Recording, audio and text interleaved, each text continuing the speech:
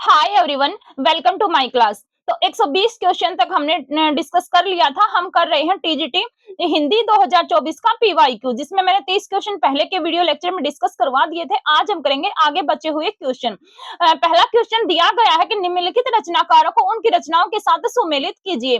बाल मुकुंद गुप्त है, नाथुराम शर्मा शंकर है, हजारी प्रसाद द्विवेदी है, रामचरित्र उपाध्याय है। तो बाल मुकुंद गुप्त, सबसे पहले हम देखते हैं नाथुराम शर्मा शंकर को। नाथुराम शर्मा शंकर के द्वारा क्या लिखा गया है? गर्भान्य रहस्य। तो एक बी का 3 किस ऑप्शन में है?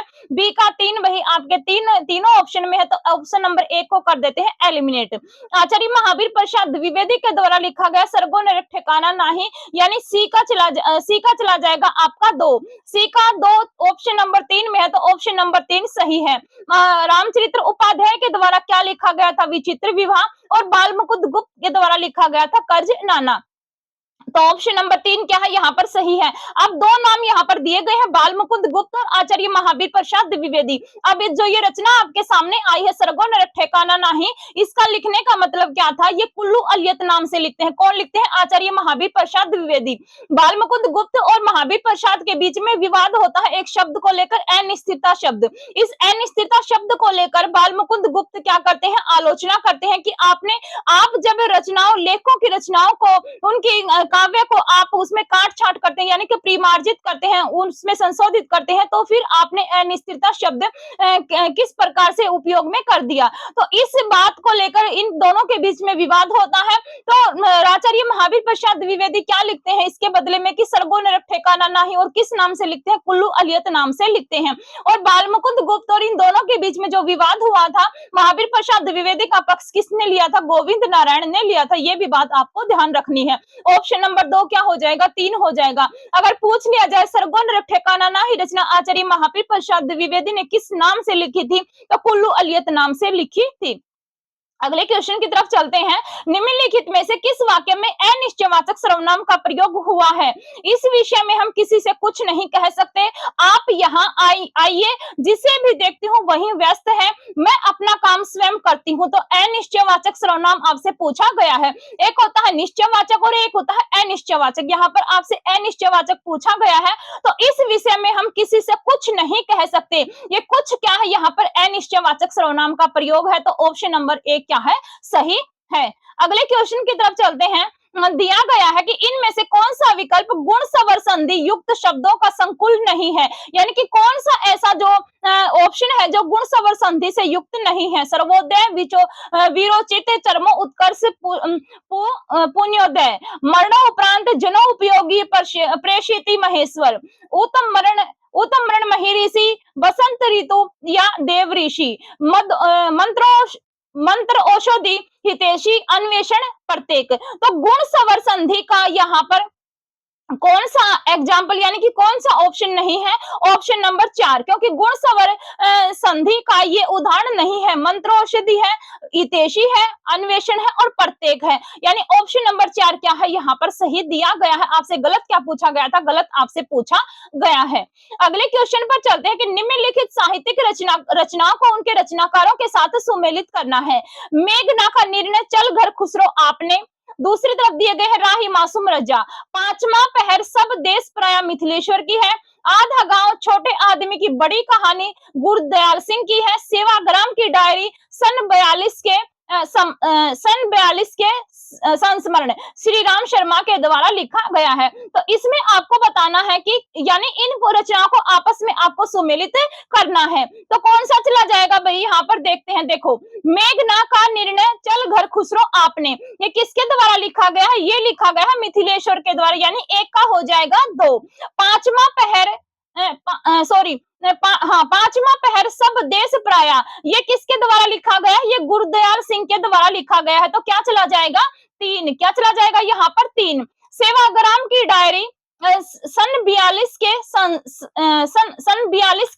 संस्मरण, ये किसके द्वारा लिखा गया? श्री राम शर्मा के द्वारा। तो डी का चला जाएगा IV।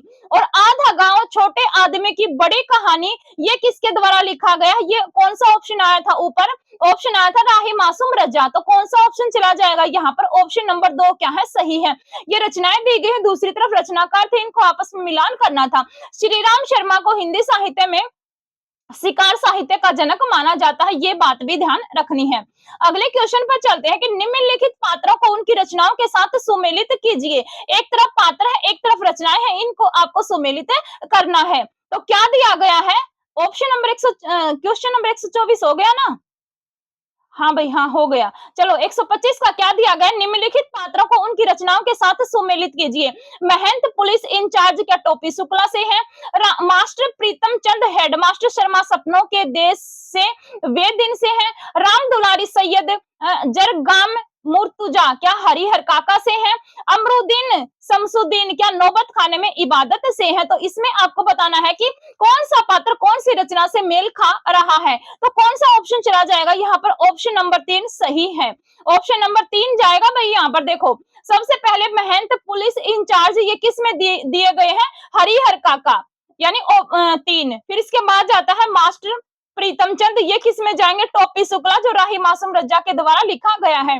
राम दुलारी सैयद जरगाम और मुर्ताज, ये चले जाएंगे, सॉरी भाई, जो बी का आपका क्या जाएगा? बी का आपका जाएगा 2, यानी कि सपनों के वे दिन। फिर से मिलान करते हैं, देखो महंत पुलिस इंचार्ज कहां से है? हरिहर काका से है। फिर है मास्टर प्रीतम चंद, कहां से है? ये है सपनों के से वे दिन। राम दुलारी सैयद ये कौन कहां से है? टोपी शुक्ला से है। और डी का फिर चला जाता है अमरुद्दीन शमसुद्दीन, ये नौबत खाने में इबादत से है। ये तो आपके एनसीईआरटी में लगा हुआ चैप्टर है, यानी ऑप्शन नंबर 3 क्या है? सही है। अगले क्वेश्चन पर चलते हैं। आदिकाल की प्रवृत्तियों के विषय में संगत कथन बताना है। रहस्य मार्गियों की सामान्य प्रवृत्ति के अनुसार जैन कवि अपनी वाणी को ऐसी पहेली के रूप में भी रखते थे जिसे कोई बिरला ही बूझ सकता है। नाथ परंपरा में जालंधर नाथ के गुरु मच्छिंद्र नाथ माने जाते हैं। महाराष्ट्र के संत ज्ञानदेव का गोरखनाथ की शिष्य परंपरा से कोई संबंध नहीं है।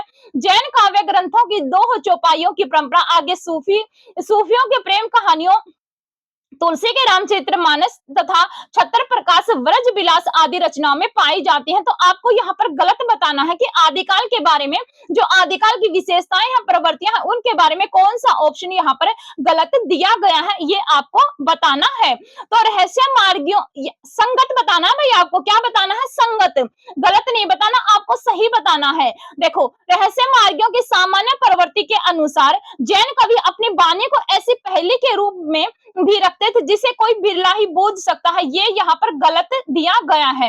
नाथ परंपरा में जालंधर नाथ के गुरु मच्छिंद्र नाथ माने जाते हैं, ये भी गलत है, क्योंकि जालंधर नाथ के नहीं, गोरखनाथ के ये गुरु थे। जो महाराष्ट्र के संत ज्ञानदेव थे, उनका बताया जाता है कि गोरखनाथ की शिष्य परंपरा से कोई संबंध नहीं था, ये भी गलत है, क्योंकि ज्ञानदेव का गोरखनाथ जो नाथ हुए हैं उनसे संबंध बताया गया है। यहाँ पर आपसे संगत पूछा गया है, तो ऑप्शन नंबर 4 बचता है आपके सामने। यही क्या है? गलत है, सॉरी सही है। बार बार गलत आ रहा है भाई जुबान के ऊपर, लेकिन पूछा क्या गया है? सही, ऑप्शन नंबर 4 सही है। जो जैन कवि हुए हैं उनमें जो 2 चौपाइयों का प्रयोग किया गया है, आगे चलकर जो सूफी कवि हुए हैं, जिनमें जायसी है, मुल्ला दाऊद है, कुतुबुन है, जो ये कवि आते हैं, और तुलसीदास का रामचरितमानस और छत्र प्रकाश लाल कवि के द्वारा लिखी गई है, और ब्रज विलास जो आदि रचनाएं आती हैं, इनमें देखने को मिलता है, यानी ऑप्शन नंबर 4 क्या है? सही है। अगले क्वेश्चन पर चलते हैं। क्या दिया गया है कि प्रकाशन के क्रम की दृष्टि से निम्नलिखित पत्रिकाओं का सही क्रम बताना है। जागरण, माधुरी, विशाल भारत और साहित्य संदेश। तो एक एक करके चारों को समझते हैं। वेरी इंपॉर्टेंट पत्रिकाएं हैं। सबसे पहले कौन सी पत्रिका आती है? माधुरी पत्रिका आती है, जो दुलारे लाल भार्गव के द्वारा निकाली गई है 1921 में। जागरण पत्रिका की अगर बात करते हैं तो शिव पूजन सहाय के द्वारा निकाली गई थी। कब आती है? 1932 में ये पत्रिका आई थी। साहित्य संदेश किसने निकाला था? साहित्य संदेश गुलाब राय के द्वारा निकाली गई पत्रिका है, और इसका प्रकाशन वर्ष क्या है? 1937। विशाल भारत किसने निकाली है? बनारसी दास चतुर्वेदी के द्वारा ये निकाली गई थी, इसका प्रकाशन वर्ष है 1928। अब सबसे पहले माधुरी आएगी, माधुरी के बाद कौन सी जाएगी? माधुरी के बाद जाएगी जागरण, जागरण के बाद जाएगी फिर विशाल भारत, और फिर कौन सी जाएगी? साहित्य संदेश। तो कौन सा ऑप्शन हो जाएगा यहाँ पर? ऑप्शन नंबर 3 यहाँ पर सही है। ऑप्शन नंबर 3 यहाँ सही जाएगा भाई। सबसे पहले माधुरी आएगी 1921 में दुलारे लाल भार्गव के द्वारा। विशाल भारत किसने निकाली है? बनारसी दास चतुर्वेदी के द्वारा निकाली गई है। 1928 में फिर जागरण जाएगी, जागरण किसके द्वारा निकाली गई है, जागरण शिव पूजन सहाय के द्वारा 1932 में, और लास्ट में साहित्य संदेश जो गुलाब राय के द्वारा निकाली गई थी 1937 में, यानी ऑप्शन नंबर 3 क्या है, सही है। आगे चलते हैं, बाल कृष्ण भट्ट के विषय में असंगत बताना है, यानी कि गलत आपको बताना है। बाल कृष्ण भट्ट निबंधकार, समीक्षक व नाटककार थे। भट्ट जी ने दैनिक जीवन की घटनाओं पर और नए फैशन पर अनेक कविताएं लिखी। भट्ट जी ने बांग्ला नाटकों का हिंदी में अनुवाद किया। जैसा काम वैसा परिणाम और आचार विडंबनम उनके उल्लेखनीय प्रहसन है। ईश्वर भी क्या ठठोल है, क्या बताया गया है, ईश्वर भी क्या ठठोल है उनकी महत्वपूर्ण कहानी है। तो इसमें से आपको गलत बताना है। देखो, सबसे पहले बालकृष्ण भट्ट का जन्म कब हुआ था, 1844 में बालकृष्ण भट्ट का जन्म है, और ये निबंधकार, समीक्षक और नाटककार थे, ये सही है। भट्ट जी ने दैनिक जीवन की घटनाओं पर और नए फैशन पर अनेक कविताएं लिखी, ये क्या है, यहाँ पर गलत दिया गया है। और बालकृष्ण भट्ट को हिंदी का एडिशन किसने कहा था, रामचंद्र शुक्ल के द्वारा कहा गया था, प्रताप नारायण मिश्र और बालकृष्ण भट्ट, यानी कि हिंदी का स्टील और हिंदी का एडिशन। हिंदी का एडिशन तो कहा था भाई प्रताप नारायण मिश्र को, और बालकृष्ण भट्ट को क्या कहा था, हिंदी का स्टील कहा था, ये बात ध्यान रखनी है। भट्ट जी ने बांग्ला नाटकों का हिंदी में अनुवाद किया, बिल्कुल सही है। और जैसा काम वैसा परिणाम और आचार विडंबनम उनके उल्लेखनीय प्रहसन है, ये भी सही है। ईश्वर भी क्या ठठोल है इनकी कहानी नहीं बल्कि क्या है, इनका निबंध है, ये यहाँ पर गलत है। तो ऑप्शन नंबर कौन सा चला जाएगा, ऑप्शन नंबर 2 क्या है, सही है, यानी ऑप्शन नंबर 2 सही है। अगले क्वेश्चन की तरफ चलते हैं। दिया गया है कि मानकीकृत देवनागरी लिपि वह वर्तनी के अनुसार अमानक रूप कौन सा है, मिलाकर, स्थायी, दायित्व, दूध वाला। तो स्थायी को हम कैसे लिखेंगे, अगर मानक शुद्ध रूप देखा जाए तो हम ऐसे लिखते हैं, ऐसे नहीं लिखते। ऑप्शन नंबर 2 गलत है। आपसे पूछा क्या गया था कि जो अमानक है यानी कि गलत है।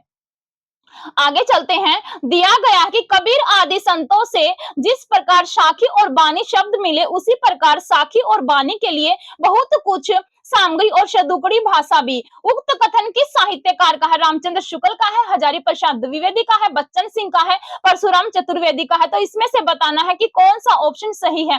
अगर आपको इसका आंसर नहीं पता लेकिन सदुकड़ी भाषा का प्रयोग रामचंद्र शुक्ल ने कबीरदास के लिए किया है, तो यहाँ पर क्या आया है, सदुकड़ी भाषा भी। ऑप्शन नंबर 1 क्या हो जाएगा, सही। आचार्य हजारी प्रसाद द्विवेदी ने इनको क्या कहा था, वाणी का डिक्टेटर कहा था। किसको कहा था, कबीर दास को। और बच्चन सिंह ने इनकी भाषा को क्या कहा है, संत भाषा कहा है। ये भी बात आप लोगों को ध्यान रखनी है। ऑप्शन नंबर 2 क्या है, यहाँ पर सही है। आगे चलते हैं, निम्नलिखित रचनाओं को रचनाकारों के साथ सुमेलित करना है। नौबत खाने में इबादत, ये जो रचना है ना भाई, इस पीवाईक्यू में 3 बार घूम चुकी है। नौबत खाने में इबादत, नौबत खाने में इबादत, कुतर्कों का खंडन, एक कहानी यह भी, मानवीय करुणा की दिव्य चमक। मानवीय करुणा की दिव्य चमक भी पहले आ चुका है क्वेश्चन। नौबत खाने में इबादत किसके द्वारा लिखा गया है, यतीन्द्र मिश्र के द्वारा लिखा गया है। कुतर्कों का खंडन किसने लिखा, महावीर प्रसाद द्विवेदी ने लिखा है।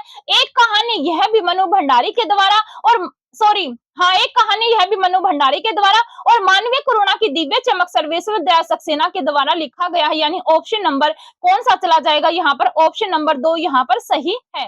कुतर्कों का खंडन महावीर प्रसाद द्विवेदी ने लिखा, भाई बार बार आपके एग्जाम में पूछा जाता है। एक कहानी यह भी मनु भंडारी ने लिखी, 2007 में ये लिखी थी, और ये क्या है, एक लेखक की आत्मकथा है। मानवीय करुणा की दिव्य चमक के केंद्र में कौन है, फादर कामिल बुल्के, और किसके द्वारा लिखा गया है, सर्वेश्वर दयाल सक्सेना के द्वारा लिखा गया, जो तीसरे सप्तक से क्या है, बिलोंग करते थे। 1927 में इनका जन्म हुआ था। अगले क्वेश्चन की तरफ चलते हैं कि निम्नलिखित नाटककारों को उनके नाटकों के साथ सुमेलित कीजिए। हरिकृष्ण प्रेमी ने अंगूर की बेटी लिखा है, राधा कृष्ण दास ने रक्षाबंधन लिखा है, गोविंद बल्लभ पंत के द्वारा मयंक मंजरी लिखा गया है, और क्या दिया गया है, दिया गया है कि किशोरी लाल गोस्वामी के द्वारा दुखिनी बाला लिखा गया है। तो आपको यहाँ पर इसका सही आंसर बताना है। तो ऑप्शन नंबर 2 क्या हो जाएगा, यहाँ पर सही हो जाएगा। जो किशोरी लाल गोस्वामी के द्वारा क्या लिखा गया, मयंक मंजरी लिखा गया। दुखिनी बाला किसके द्वारा लिखा गया, राधा कृष्ण दास के द्वारा लिखा गया है। यानी ऑप्शन नंबर 2 क्या है, सही है। तस्लीम शब्द का अर्थ है स्वच्छता है, सम्मान में है, स्वर्ग में एक नदी है, या फिर बंटवारा है। तो तस्लीम, तस्लीम क्या है, एक विदेशी भाषा का शब्द है, और बताना है कि इस शब्द का अर्थ क्या है। तो इस शब्द का अर्थ क्या चला जाएगा, इस शब्द का अर्थ जाएगा, तस्लीम शब्द का अर्थ, तस्लीम शब्द का आपको अर्थ बताना है, तो कौन सा चला जाएगा, यानी ऑप्शन नंबर 2, यानी कि सम्मान में कौन सा चला जाएगा भाई, ऑप्शन नंबर 2। अविभाव समास के उदाहरण नहीं है। आपसे पूछा गया कि कौन सा ऐसा है जो अविभाव समास का उदाहरण नहीं है। प्रतिदिन आ जानो, प्रत्याशा निर्विवाद, सुदर्शन आयोग, आजीवन अनुदान। तो कौन सा हो जाएगा?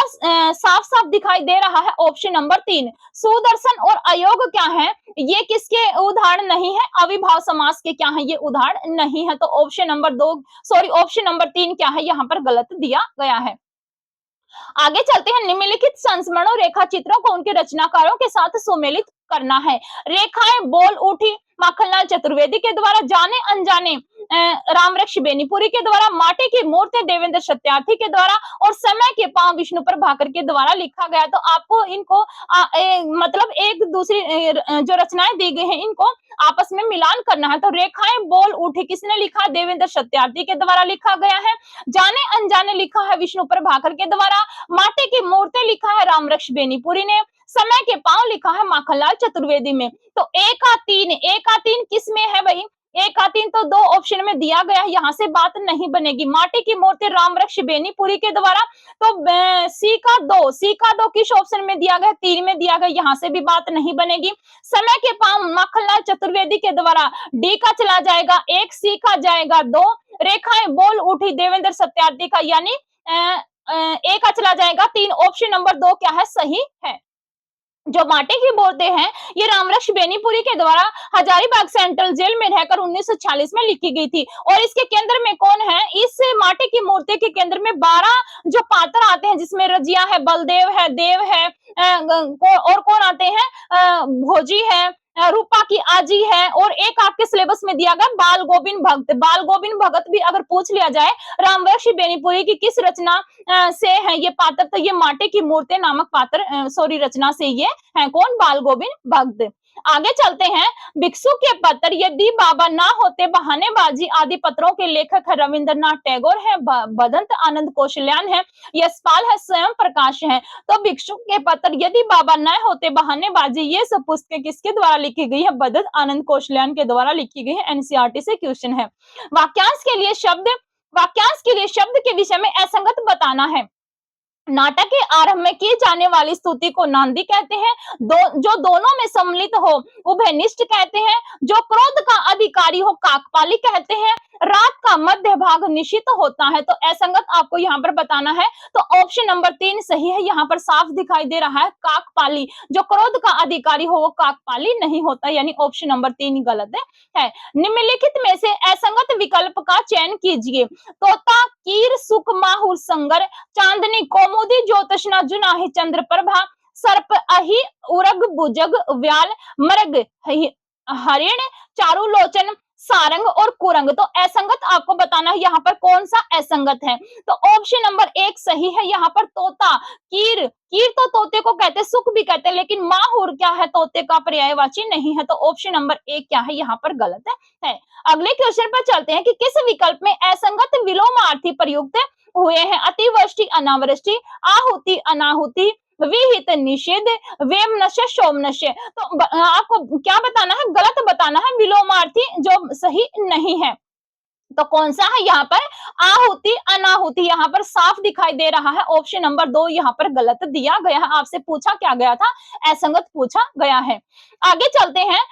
एक तरफ स्थापना दी गई है, एक तरफ तर्क दिए गए हैं। हमारे साहित्य ने इतिहास की बहुत रक्षा की। चारणों के रासों और ख्यातों ने तथा राजाओं द्वारा सम्मानित राज कवियों के ऐतिहासिक काव्यों ने साहित्य के सौंदर्य के साथ इतिहास की सामग्री भी संचित कर रखी है। ये बिल्कुल सही है, क्योंकि ये कहां से क्वेश्चन है? आदिकाल से संबंधित जो रचनाएं हैं, आदिकाल के अंतर्गत जो रचनाएं देखने को मिली हैं, जो रासो साहित्य है। हम यहाँ पर एग्जाम्पल लेते हैं पृथ्वीराज रासो का। पृथ्वीराज रासो में जो पृथ्वीराज चौहान तृतीय दिए गए हैं उसके बारे में हमें जानकारी मिलती है, और कहीं ना कहीं ये क्या है? ऐतिहासिक जो राजा हुए हैं उनके बारे में हमें जानकारी देते हैं, यानी स्थापना तो यहाँ पर सही है। तर्क देखते हैं क्या दिया गया है। तर्क दिया गया है कि सूदान का चरित्र, पद्माकर के हिम्मत बहादुर विरुदावली और जगत सिंह विरुदावली आदि ग्रंथ इतिहास की अनेक घटनाओं पर यथेष्ट प्रकाश डालते हैं। तो ये भी सही है, यानी ऑप्शन नंबर 4 क्या हो जाएगा यहाँ पर सही है। सूदन के द्वारा लिखा गया था सुजान चरित्र। अगर सुजान सागर पूछ ली जाए तो किसकी है? घनानंद की। सुजान विनोद पूछ ली जाए तो किसकी है? देव की है। और सूदन के द्वारा जो ये सुजान चरित्र लिखा गया है, इसमें जो अध्याय, खंड, सर्ग आते हैं, इनको क्या कहा गया? जंग कहा गया। ये भी बात वेरी वेरी वेरी इंपॉर्टेंट है, भूलना नहीं है। पद्माकर के द्वारा जो हिम्मत बहादुर विरुदावली लिखी गई है, ये भी क्या है? वीर रस से फड़कती हुई पुस्तक है। और जगत सिंह विरुदावली, ये दोनों पुस्तकें पद्माकर के द्वारा लिखी गई है। और इन ग्रंथों में क्या है कि इतिहास की अनेक घटनाओं पर यथेष्ट प्रकाश डाला गया है। यानी ऑप्शन नंबर 4 क्या है? यहाँ पर सही है। स्थापना भी सही है और तर्क भी यहाँ पर सही है। आगे देखें कि अलक और उपल क्रमशः किसके पर्याय हैं? पर्वत, पहाड़, केश, पाषाण, मृग, पत्ता, हंस, सर्प। तो एक तरफ अलक है, एक तरफ उपल है। इनके आपको क्रमशः पर्याय बताने हैं, तो कौन सा चला जाएगा? अलक। अलक का क्या होता है? क्या पूछा गया है आपसे? पर्याय यहाँ पर पूछा गया है। अलक, अलक किसको कहते हैं भाई? केश को कहते हैं, उपल कहते हैं पाषाण को। अगर उपला आ जाए तो आप सब जानते हैं हमारे हरियाणवी में क्या बोलते हैं? जो गोबर से क्या बनाए जाते हैं? उपले बनाए जाते हैं, उसको बोलते हैं। यानी कि केश और पाषाण क्या है? सही है, ये एक दूसरे के पर्याय हैं। आगे चलते हैं। समास की दृष्टि से कौन सा विकल्प असंगत बताना है, कि कौन सा ऐसा है जो असंगत दिया गया है। तो कौन सा चला जाएगा? लोकप्रिय अधिकरण तत्पुरुष समास है, कदन में कर्मधारय तत्पुरुष समास है, अनुत्तीर्ण में अविभाव समास है और फुलवाड़ी में संबंध तत्पुरुष समास है। तो अनुत्तीर्ण में अविभाव समास नहीं भाई, क्या आता है इसमें? नव तत्पुरुष समास आता है। एक ऐसे करके भी आता है नव तत्पुरुष, जो ऐसे जो वाक्य शुरू होते हैं, यानी कि अनुत्तीर्ण। जो उत्तीर्ण नहीं है, यानी कि नेगेटिव की ये सेंस देते हैं, कौन से? नव तत्पुरुष। यानी ऑप्शन नंबर 3 क्या है? गलत दिया गया है। पूछा क्या गया था कि असंगत कौन सा है। आगे चलते हैं। आदिकाल को सिद्ध सामंत युग नाम किसने दिया है? राहुल सांकृत्यायन ने, रामकुमार वर्मा ने, विश्वनाथ प्रसाद मिश्र ने, मिश्र बंधुओं ने। तो आदिकाल को सिद्ध सामंत काल किसने कहा था? ये कहा था राहुल सांकृत्यायन के द्वारा सिद्ध सामंत काल कहा गया है। रामकुमार वर्मा ने हिंदी का पहला कवि किसको माना था? स्वयंभू को माना है। और राहुल सांकृत्यायन ने हिंदी का पहला कवि सरहेपा को माना है। विश्वनाथ प्रसाद मिश्र के द्वारा रीतिकाल को श्रृंगार काल नाम दिया गया। बार बार आपके एग्जाम में एस्टेट में तो पता नहीं कितनी बार पूछा जा चुका है। अगर श्रृंगार काल पूछ लिया जाए कि श्रृंगार काल क्या विश्वनाथ प्रसाद मिश्र ने ही दिया है, इससे पहले कोई और आलोचक इसके बारे में चर्चा नहीं की है, तो रामचंद्र शुक्ल ने ये पहले नाम सुझाया था कि अगर हम श्रृंगार की दृष्टि से रीतिकाल को श्रृंगार काल कहे तो कह सकते हैं, लेकिन विश्वनाथ प्रसाद मिश्र इस काल को क्या कहते हैं? इस काल को, रीतिकाल को श्रृंगारिक काल कहते हैं। मिश्र बंधुओं के द्वारा आदिकाल को क्या नाम दिया गया था? आरंभिक काल नाम दिया गया था। तो कौन सा चला जाएगा? यहाँ पर पूछा गया कि आदिकाल को सिद्ध सामंत युग किसने कहा था? राहुल सांकृत्यायन ने कहा था। ऊपर हमने जब पीवाईक्यू किया था इसी पेपर में, वहां पर सिद्ध सामंत करके एक कोटेशन शायद पूछी गई थी। तो सिद्ध सामंत युग किसके द्वारा कहा गया है? राहुल सांकृत्यायन के द्वारा कहा गया है। राहुल सांकृत्यायन ने हिंदी का पहला कवि सरहेपा को माना है। रामकुमार वर्मा ने स्वयंभू को माना है। शिव सिंह सेंगर ने किसको माना है? पुष्य कवि को माना है। हजारी प्रसाद द्विवेदी ने अब्दुल रहमान को माना है। विद्यापति ने किसको माना है? सॉरी, बच्चन सिंह ने किसको माना है? विद्यापति को हिंदी का पहला कवि माना है। और गणपति चंद्रगुप्त के द्वारा भारतेश्वर बाहुबली रास जो रचना लिखी गई है, उसके जो कवि हैं उनको क्या माना है? हिंदी का पहला कवि माना है। तो ऑप्शन नंबर 1 क्या है? सही है। आगे चलते हैं। गोबर गणेश संहिता किस निबंधकार का संकलन है? सरदार पूर्ण सिंह का है, बाल मुकुंद गुप्त का है, बद्रीनारायण चौधरी प्रेमगन का है, या फिर चंद्रदत्त शर्मा गुलेरी का है? तो किसका चला जाएगा भाई? ये गोबर गणेश संहिता चंद्रदत्त शर्मा गुलेरी के द्वारा लिखा गया निबंध है। चंद्रदत्त शर्मा गुलेरी के द्वारा एक प्रसिद्ध कहानी इनकी पूछी जाती है। उसने कहा था जो 1914 में यह रचना आई थी, यह कहानी आई थी और प्रथम विश्व युद्ध के ऊपर लिखी गई कहानी है। सरदार पूर्ण सिंह कौन है भाई? ये हिंदी में 6 निबंध लिखकर क्या हो गए थे, जिसमें मजदूरी और प्रेम इनका फेमस निबंध आता है। बाल मुकुंद गुप्त के द्वारा लिखा गया था शिव शंभू का चिट्ठा, जिसका विदाई संभाषण आपके पीजीटी के सिलेबस में दिया गया है एनसीईआरटी में। और बद्रीनारायण चौधरी प्रेमगन की रचना आती है मयंक महिमा, जो कि फूलों का सॉरी, जो कि खड़ी बोली में लिखी गई थी। और फूलों का गुच्छा किसकी है? भारतेंदु हरिश्चंद्र की है। ये किसमें लिखी गई थी? खड़ी बोली में लिखी गई थी। तो बाल मुकुंद गुप्त रचना किस नाम से करते थे? नाम बदलकर भी ये रचनाएं करते थे, ब्रज भाषा में रसा उपनाम अबर उपनाम से, और भारतेंदु हरिश्चंद्र करते थे रसा उपनाम से। तो गोबर गणेश संहिता निबंध आपसे पूछा गया था, तो किसका निबंध है ये? चंद्रदत्त शर्मा गुलेरी का निबंध है। आगे चलते हैं। दिया गया कि रचना काल की दृष्टि से निम्नलिखित आलोचनात्मक कृतियों का सही अनुक्रम क्या है? यहाँ पर प्रकाशन वर्ष के अनुसार आपको रचनाओं का सही क्रम लगाना है। हिंदी साहित्य विमर्श, हिंदी कोविद रत्नमाला, कविता कौमुदी, हिंदी के मुसलमान कवि। तो आपको रचना काल की दृष्टि से इनका सही क्रम आपको बताना है। हिंदी के मुसलमान कवि है, कविता कौमुदी है, हिंदी साहित्य विमर्श है, हिंदी कोविंद रत्नमाला है। इसका डायरेक्ट मैं आंसर बता देती हूँ, कौन सा चला जाएगा? ऑप्शन नंबर 3 क्या है यहाँ पर सही है? पहले आता है हिंदी कोविद रत्नमाला, फिर कविता कौमुदी जो रामनरेश त्रिपाठी ने लिखी है, हिंदी साहित्य की भूमिका किसने लिखा है? ये लिखा गया है, हिंदी साहित्य की भूमिका लिखा है आचार्य हजारी प्रसाद द्विवेदी ने, और हिंदी साहित्य और संवेदना का विकास लिखा गया है रामस्वरूप चतुर्वेदी के द्वारा। यानी ऑप्शन नंबर 3 क्या है? सही दिया गया है। अगर आपको इसका आंसर नहीं पता ना, तो देखो यहाँ पर एक मुसलमान कवि करके दिए गए, हिंदी के मुसलमान कवि इस रचना में है, हिंदी के मुसलमान कवि इस रचना में भी दिया गया है, और हिंदी के मुसलमान कवि यहाँ पर भी दिया गया है। इस नाम की कोई रचना हमें देखने को नहीं मिलती, तो ऑप्शन नंबर 3 यहाँ पर अपने आप ही सही चला जाएगा। आगे चलते हैं। किस शब्द में ए प्रत्यय भाववाचक रूप में प्रयुक्त हुआ है? राघव है, लाघव है, पांडव है, मानव है। तो ए प्रत्यय को बताना है जो भाववाचक प्रत्यय के रूप में प्रयोग हुआ है, तो कौन सा हो जाएगा यहाँ पर? लाघव। लघु से में ए प्रत्यय जुड़ने से क्या बना है? फिर लाघव बना है। तो ऑप्शन नंबर 2 सही है। संविधान के अनुच्छेद 343 में संघ की राजभाषा के संबंध में कौन से प्रावधान किए गए हैं? ये आपको बताना है। जो संविधान राजभाषा अधिनियम जो बताए गए हैं 343 से लेकर 351 तक, वहां से क्वेश्चन पूछा गया है। भारत और कौन से अनुच्छेद से पूछा गया है? 343 से। भारत संघ की राजभाषा देवनागरी लिपि में होगी। संघ के सरकारी कार्यों में भारतीय अंकों के अंतरराष्ट्रीय रूपों का प्रयोग होगा। उच्च न्यायालय और उच्चतम न्यायालय की संपूर्ण कार्रवाई अंग्रेजी भाषा में की जाएगी। किसी राज्य के विधानमंडल को उस राज्य में हिंदी या अन्य एक या अधिक भाषाओं के कार्यालयों में अपनाने का अधिकार है। तो देखो ऑप्शन नंबर 3 देखते हैं। उच्च न्यायालय और उच्चतम न्यायालय की संपूर्ण कार्रवाई अंग्रेजी भाषा में होगी। 343 में नहीं बल्कि किसमें कहा गया? 348 में कहा गया है। और किसी राज्य के विधानमंडल को उस राज्य में हिंदी या अन्य एक से अधिक भाषाओं को कार्यालयों में अपनाने का अधिकार है, तो ये कहा गया है 347 के अंतर्गत। तो सी और डी किस ऑप्शन में है? सी इसमें है, सी इसमें है, डी इसमें है, सी इसमें है, तो बचता है ऑप्शन नंबर 1 और 2। यानी ए और बी क्या है? सही है। 343 जो अनुच्छेद दिया गया है उससे संबंधित की जो हिंदी की लिपि क्या होगी? देवनागरी होगी, और जो भारतीय अंकों का रूप क्या होगा? अंतरराष्ट्रीय अपनाया जाएगा।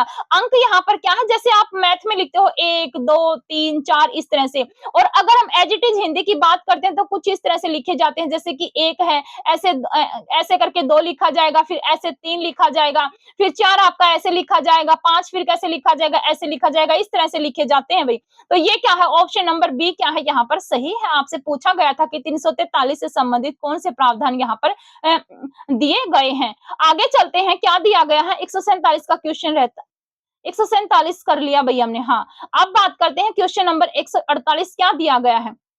निम्नलिखित शब्दों को उनके अर्थ से सुमेलित कीजिए। इंदु चूहा है, इंदुर चंद्रमा है, करिश गजराज है, करिश सूखा गोबर है। तो इन रचनाएं आती है बार बार, क्या है ये? यहाँ पर एक तरफ अर्थ दिए गए हैं और उनको आपस में आपको मिलान करना है, तो कौन सा जाएगा? देखो इंदु, इंदु का क्या होता है? इंदु होता है चूहा। इंदु और इंदूर, इंदु और इंदूर। तो इंदु क्या है यहाँ पर? इंदु है चूहा। हाँ, इंदु क्या है? चूहा है। इंदूर, इंदूर क्या है? चंद्रमा है। इंदूर फिर क्या है? चंद्रमा। करिश, करिश किसको कहते हैं? सूखा गोबर को कहते हैं। और करिश किसको कहते हैं? गजराज को कहते हैं। तो ऑप्शन नंबर 1 यहाँ पर सही है। इंदु इंदु है भाई चूहा, और इंदूर हो जाएगा चंद्रमा। करिश क्या है? सूखा गोबर, और करिश है गजराज। छोटा छोटा यहाँ पर जो वर्ण है उनका डिफरेंस दिया गया है। आगे चलते हैं। निम्नलिखित शब्दों को उनके विलोम रूप में सुमेलित करना है। यथार्थ गणना है, घातक आदर्श है, श्रद्धारक्षक है और कृश स्थूल है। तो विलोम जो रूप दिए गए हैं उनको आपस में सुमेलित करना है। तो यथार्थ, यथार्थ का क्या हो जाएगा? आदर्श। यथार्थ का क्या जाएगा? आदर्श। घातक, घातक का क्या जाएगा? घातक का चला जाएगा रक्षक।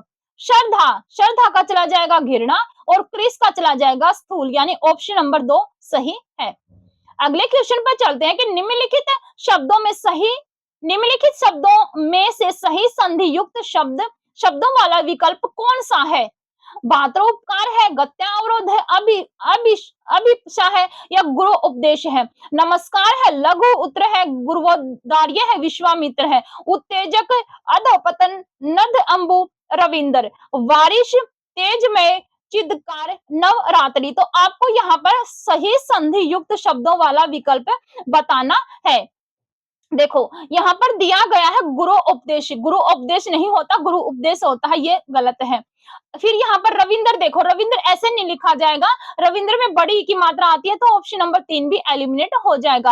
वारिश नहीं होता, बारिश होता है। एक होता है वारिश और एक होता है बारिश, ये दोनों अलग अलग है। तेज में, चिदगार, नवरात्रि, तो यहाँ पर ये गलत है, तो ऑप्शन नंबर 2 बचता है। ऑप्शन नंबर 2 यहाँ पर सही है। पूछा गया था कि निम्नलिखित शब्दों में से सही संधि युक्त शब्दों वाला विकल्प कौन सा है? तो नमस्कार, लघु उत्तर, गुरुवाद्रिय और क्या है विश्वामित्र, ये चारों क्या है सही है, यानी ऑप्शन नंबर 2 क्या है यहाँ पर गलत दिया, सही बताया गया है कि सही संधि युक्त शब्दों वाला विकल्प कौन सा है। बार बार गलत आ रहा है जुबान के ऊपर, क्योंकि ज्यादातर क्वेश्चन एस्टेट में नहीं है, असंगत है, ऐसे करके पूछे गए हैं। तो ऑप्शन नंबर 2 क्या है? सही है। तो हमने जो पीजीटी 2024 का जो आपका जो लेटेस्ट पेपर, इसको मान सकते हैं, क्योंकि इसके बाद कोई आपका एग्जाम नहीं हुआ है। अब आपका एग्जाम जो है वो 4 और 5 जुलाई को लिया जाएगा, तो इसके बाद आपका कोई पेपर नहीं हुआ है, तो 2024 का पेपर हमने यहाँ पर कंप्लीट सोल्व कर लिया है। तो मिलती हूँ नेक्स्ट वीडियो में। Thanks for watching me.